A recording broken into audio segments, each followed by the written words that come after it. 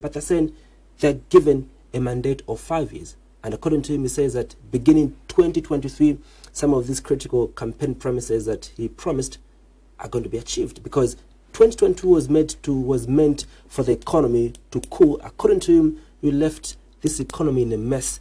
You left, this economy in great and in a mountain of debt. And he says that we need to cool the economy first before we can begin to deliver on some of these campaign messages. Too many shifts in the language there. I will ask you one question. How long will it take you to remove a 3 kwacha per litre that was inbuilt by the PF? Does it require 5 years? It's not every milestone that requires 5 years. So if for sure the PF were building in a 3 kwacha per litre, you should have removed it on the first day that it was sworn in.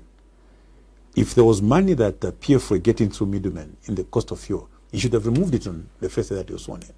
So that's not an excuse. A 5-year mandate is not an excuse. Can you imagine at the rate that we are going, if we don't continue to interrogate and push the EPND government, how much will fuel cost in the next 2 years if we leave them to continue on the trajectory they are at right now? Our job as the opposition political party is to ensure that we call the government in power to account, is to provide checks and balances. So far, what has become very clear is that the EPND government were not ready to govern. A number of promises that they made were not thought through. They were making wild claims, and now that they're in power, they've come to realize that governance is a different science altogether, and it requires commitment. You need to take time to interrogate systems. Andrew, it's unfortunate that even simple things like procurement of fertilizers, you have the money and you're failing to buy fertilizers. What could be the reason? Leadership.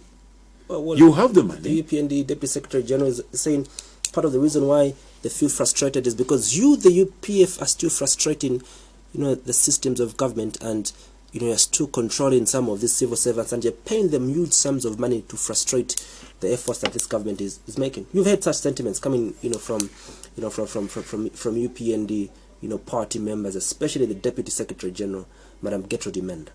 Yes, before I react to that statement, I want to tell you that in the health sector, for the first time, the Minister of Finance, for the first time since the UPND came into power, the Minister of Finance funded the Minister of Health in full, and they're failing to buy drugs. What's the reason for that? Leadership. So the challenges that are being faced today